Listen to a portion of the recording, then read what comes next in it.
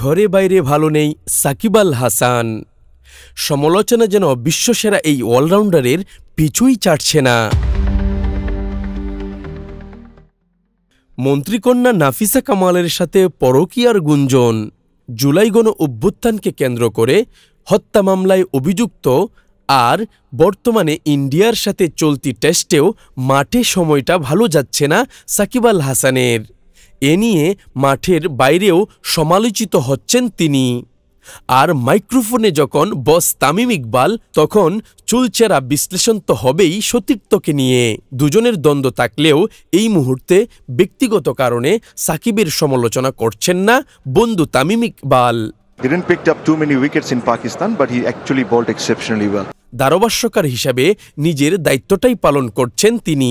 গত 2 দিনের ধারাবাহিকতায় আজ চেন্নাই টেস্টের তৃতীয় দিনেও সাকিবের কিছু বিষয়ে সমালোচনা করলেন তামিম ইকবাল।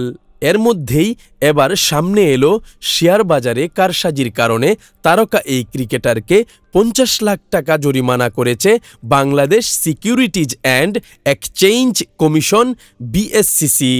আজ মঙ্গলবার অনুষ্ঠিত বিএসইসির 923তম কমিশন সভায় এই সিদ্ধান্ত হয়েছে। এক প্রেস বিজ্ঞপ্তিতে এ তথ্য জানিয়েছে বিএসইসি।